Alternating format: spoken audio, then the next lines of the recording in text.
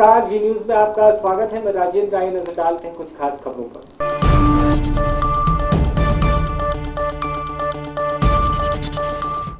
एक दिन सभी के पैदा होने तथा मरने का दिन निश्चित है। अगर जाटों का मकसद मुझे मार कर हल होता है तो वह भी ये करके देख लें। सांसद सैनी ने दिया फिर विवादित बयान। एक दिन सभी के पैदा होने का तथा मरने का दिन निश्चित है। अगर जाटों का मकसद मुझे मार कर हल होता है तो ये भी कर लें। सांसद सैनी ने दिया फिर विवादित बयान। कुरुक्षेत्र के सांसद राजकुमार सैनी तथा जाटों के बीच नहीं थम रहा विवाद। सांसद राजकुमार सैनी ने कहा कि उन्हें अभी भी मिल रही हैं धमकियां। राज्य सरकार और केंद्र सरकार को करवा चुके हैं अवगत। सैनी ने कहा, डरने वाले नहीं। जाटों के गढ़ में पिछड़ा वर्ग और उनके समर्थकों के साथ की जा रही तोड़फोड़ और मारपीट, जाट कहीं भी उनका रास्ता रोक कर सकते हैं कुछ भी। सांसद राजकुमार सैनी तथा जाटों के बीच लगातार विवाद थमने का नाम नहीं ले रहे हैं। सांसद राजकुमार सैनी ने पत्रकारों से कुरुक्षेत्र में बातचीत में कहा कि उन्हें अभी भी धमकियां मिल रही हैं। वे राज्य सरकार और केंद्र सरकार को अवगत करा चुके हैं। उन्होंने कहा कि एक दिन सभी के पैदा होने का तथा मरने का दिन निश्चित है। अगर जाटों का मकसद मुझे मार कर हल होता है तो वह यह कर देख लें। सैनी ने कहा, डरने वाले नहीं हैं। सैनी ने कहा कि वे किसी से डरने वाले नहीं हैं। वे तो जाटों के गढ़ में भी जाकर बैठेंगे। पिछड़ा वर्ग और उनके समर्थकों के साथ तोड़फोड़ और मारपीट की जा रही है। जब उनसे उनकी सुरक्षा पर सवाल किया गया तो उन्होंने कहा कि जाट कभी भी उनका रास्ता रोककर कुछ भी कर सकते हैं। वे इस संबंध में राज्य सरकार और केंद्र सरकार को अवगत करा चुके हैं। सांसद राजकुमार सैनी ने कहा कि वे किसी के हक मारने की बात नहीं कर रहे हैं, बल्कि प्रजातंत्र तरीके से ओबीसी को 27% आरक्षण की बात कर रहे हैं। की बैठक तो सिर्फ इस बात को लेकर के ये जो लोहारू से लोग आए हैं, इसमें लगभग बनिया, ब्राह्मण, पंजाबी और धानक, अम्बोज और ऐसी कोई 35 बरादरी, ये 40 लोग हैं। 40 के 40 लोगों में सारे 35 बरादरी के विभिन्न जातियों से लोग आए हैं। वो इस बात को लेकर के आए हैं कि एक समुदाय ने आपको, एक एमपी को धमकी अगर दी है कि भी यहाँ अगर वो आएगा तो हम उसका विरोध करेंगे और उसको घुसने नहीं देंगे। ये प्रजातंत्र की हत्या को महसूस करते हुए यहाँ पर पहुंचे हैं कि जी हम आपको इनवाइट करने के लिए आए हैं। लेकिन मेरा उस बात से लेकर के कोई सीधा सरोकार नहीं है कि भी मैं उनकी धमकियों के पीछे कोई डर करके भारत में 10 उसके बाद उन्होंने कपाल मोचन में दी, उसके बाद आज उन्होंने लोहारू में दी। कल को वो जाकर के राजस्थान में देने लग जाएंगे कि यहाँ कैसे हम घुसने देंगे। ये मैं मानता हूं कि ये प्रजातंत्र की हत्या ही नहीं, एक प्रजातंत्र को चुनौती है। और इस चुनौती को स्वीकार करते हुए मैं ये जरूर कहूंगा कि अब तक मैंने लगभग उन समाजों के मान सम्मान की पूर्ण रूप से इज्जत की है कि जो लोग मुझे बुलाने के लिए आए, इनकी धमकियों के विपरीत। लेकिन मेरा मानना ये भी है कि जिस प्रकार की परिस्थिति पैदा एक समाज ने की है, वो हमारे भाई हैं, हमारे से सियाने हैं, समझदार हैं, पढ़े लिखे ज्यादा हैं, अच्छे लैंडलॉर्ड हैं।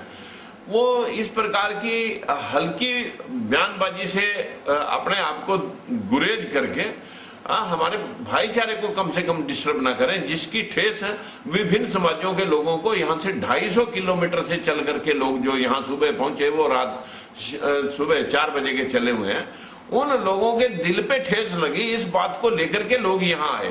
हालांकि मैं तो उनको बेचारों को जानता भी नहीं, लेकिन जो लोग अपने मन की ये पीड़ा को लेकर के यहाँ तक आए, अगर मैं अब उनकी पीड़ा को समझते हुए वहां नहीं जाता तो उनका मन निराश न हो। 28 नवंबर की हम महात्मा ज्योतिबा फूले की पुण्यतिथि मनाने के लिए रामलीला ग्राउंड में इकट्ठे होने के लिए सारा पिछड़ा वर्ग और 35 बरादरी के लोग उसमें समर्थन कर रहे हैं। तो उस संदर्भ में मैं लोहारू के अंदर जरूर जाऊंगा, जिसमें मैंने टेंटेटिव डेट जो है 8 नवंबर मैंने रखी है। बोलते हैं यार जन आदमी है ना, अपना मोबाइल निकालो।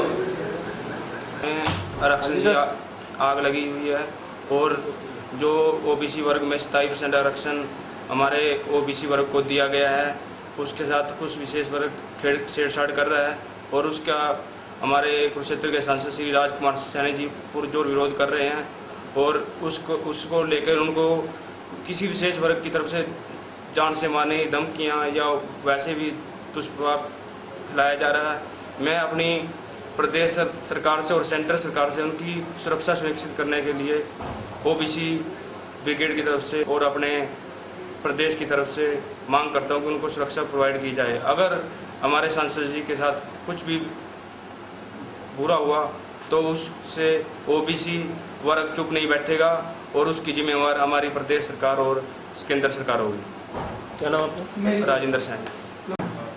पिछड़ा वर्ग आरक्षण को बचाने के लिए हमारे सांसद श्री राजकुमार सैनी द्वारा मुहिम चलाई गई है, जिसको लेकर जाट समुदाय आए दिन तीखी बयानबाजी कर रहा है, अनर्गल बयानबाजी कर रहा है, आरोप लगा रहा है और तरह तरह की मांगे कर रहा है। सरकार के बारे में भी और सांसद के बारे में भी तरह तरह की धमकियां दी जा रही हैं। कभी लैंडलाइन पे फ़ोन आते हैं, कभी मोबाइल पे, कभी फेसबुक पे, कभी व्हाट्सएप पे।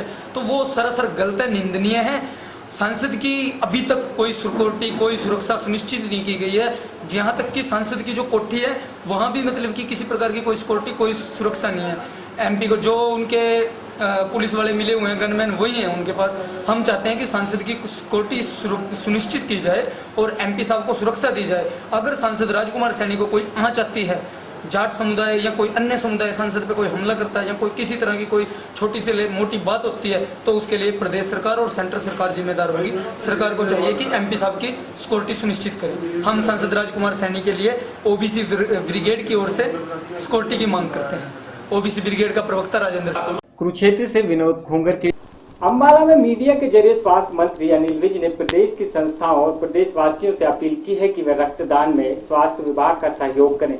अम्बाला में मीडिया के जरिए स्वास्थ्य मंत्री अनिल विज ने प्रदेश की संस्थाओं और प्रदेशवासियों से अपील की है कि वे रक्तदान में स्वास्थ्य विभाग का सहयोग करें ताकि प्लेटलेट्स की कमी से डेंगू पीड़ित किसी भी व्यक्ति की जान को जोखिम न हो। उन्होंने कहा कि डेंगू से निपटने के लिए स्वास्थ्य विभाग ने सभी आवश्यक प्रबंधन किए हैं। उन्होंने कांग्रेस पर भी प्रहार करते हुए कहा कि प्रदेश की जनता ने उन्हें नकार कर लंबी छुट्टी पर भेज दिया है। हरियाणा में पैर पसार चुके डेंगू से लड़ने के लिए स्वास्थ्य विभाग पूरी तरह से सतर्क नजर आ रहा है। अनिल विज ने पूरी तरह से अपने विभाग की छुट्टी भी रद्द कर दी है और उन्हें सतर्कता बरतने के आदेश दिए हैं। आज यहाँ पर लॉयंस क्लब और एसडी कॉलेज ने रक्तदान शिविर लगाया है और ये ऐसे समय में लगाया है जब खून की बड़ी सख्त जरूरत है, क्योंकि प्रदेश में डेंगू फैला हुआ है।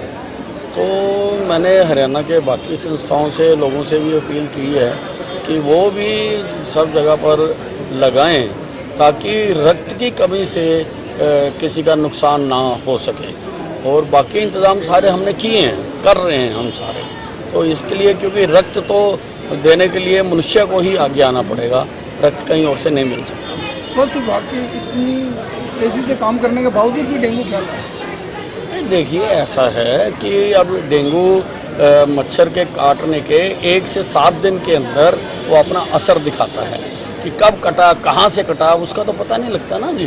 तो अब जो है, अब 2 दिन से काफ़ी स्टेबल है, आगे नहीं बढ़ रहा डाटा।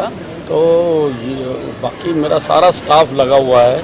मैंने अपने हेड ऑफिस से भी जितने वहाँ पर डॉक्टर्स बैठे थे सबको एक एक ज़िले में भेज दिया। मेरे जो ACS हैं हेल्थ, उनको भी भेजा है, वो भी गए हैं, आज मेवात गए हैं वो।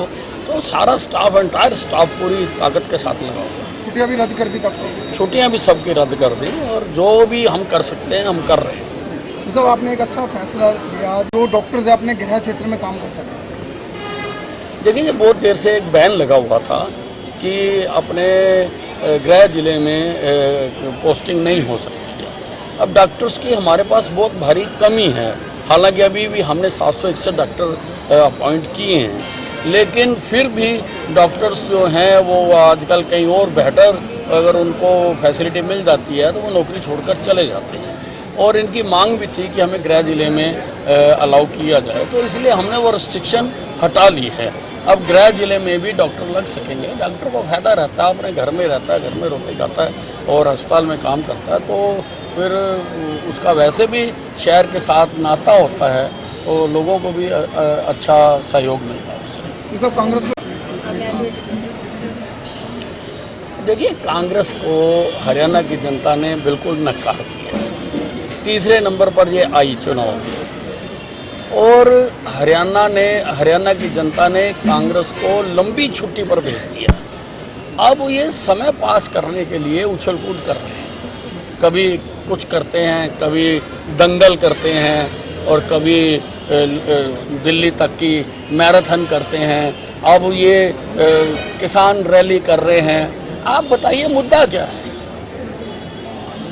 सरकार ने, नरेंद्र मोदी जी ने किसानों की भावनाओं की कदर करते हुए उनकी बात को मान लिया, तो आपको तो सरकार का धन्यवाद करना चाहिए। लेकिन अब क्योंकि उन्होंने टाइम तो पास करना ना है, अब क्या करें बेचारे। कृष्ण ऐसा है, कृष्ण मूर्ति हुड्डा मुझे नहीं लगता कि वो ज़्यादा पढ़ा लिखा है, क्योंकि उसको पता होना चाहिए कि सुप्रीम कोर्ट ने अभी खाली स्टे दिया है, अभी अपना फैसला नहीं दिया। अंबाला से रोजी बहल की रिपोर्ट। कुरुक्षेत्र महिला पुलिस ने धक्का देकर फरार होने वाले युवक को गिरफ्तार कर लिया है। यह जानकारी देते हुए थाना प्रभारी देवेंद्र कुमार ने बताया कि अमीन रोड पर लड़कियों पर छेड़छाड़ कर रोकने के लिए डीएन कॉलेज के पास नाका लगाकर वाहन चेकिंग की जा रही थी। उसी दौरान एक युवक महिला पुलिसकर्मी को धक्का देकर फरार हो गया था।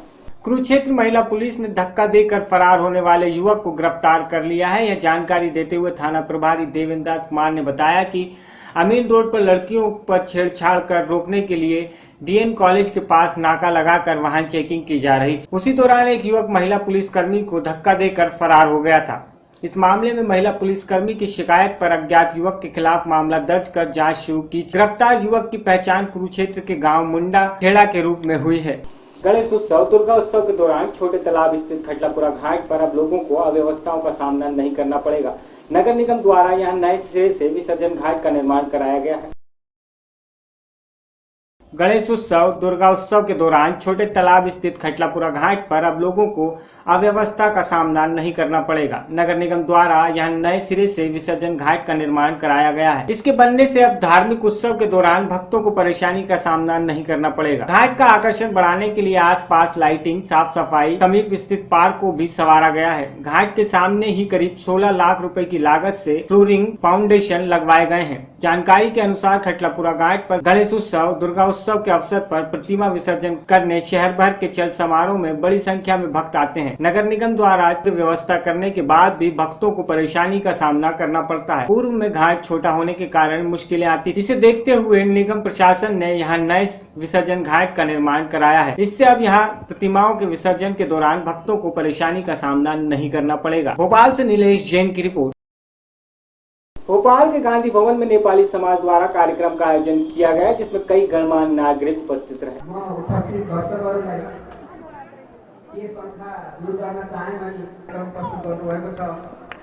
कतै डोलराज भण्डारी मूल पर्वमा प्रवेश गरेको हुन सक्छ।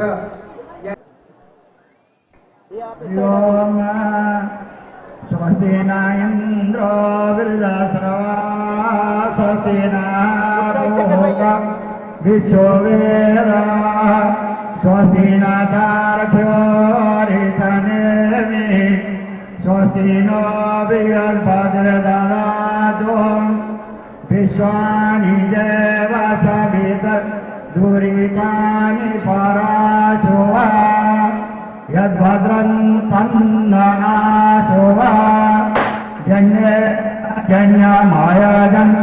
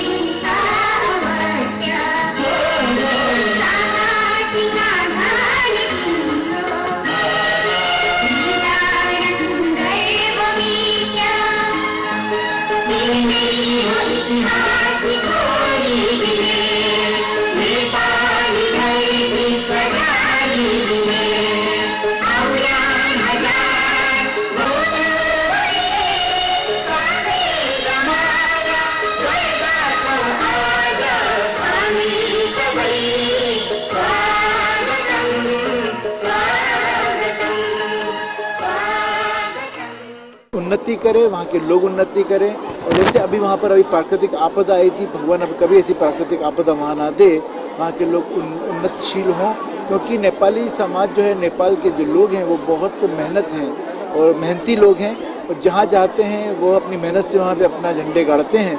तो निश्चित रूप से वो मेहनती एक राष्ट्र है और वहाँ पे संस्कार आज भी जीवित हैं, तो संस्कार वहाँ जीवित रहें, ये ईश्वर से मैं प्रार्थना करता हूँ और उनको शुभकामनाएं देता हूँ। भोपाल के समय नेपाली समाज के क्या बोलना चाहिए इस कार्यक्रम के बारे में क्या बोलना? निश्चित रूप से नेपाली समाज यहाँ पर भोपाल में है और संख्या में लगभग 40,000 के आसपास के लोग हैं। और जब मैं बहुत छोटा था तब से मैंने देखा, और कुल मिलाकर एक ईमानदार समाज है, अपनी मेहनत के आधार पर हिंदुस्तान में आकर, भोपाल में आकर अपना उन्होंने स्थान बनाया है। और आज हमारे यहाँ पर मतदाता भी हैं और मुझको भी उन्होंने आशीर्वाद दिया है। इसलिए मेरा कर्तव्य बनता है, मेरा धर्म बनता है कि मैं नेपाली समाज के लोगों के भी कार्यक्रम में भी जाऊँ और उनके दुख। खबरों में फिलहाल इतना ही, मुझे दीजिए इजाजत, नमस्कार।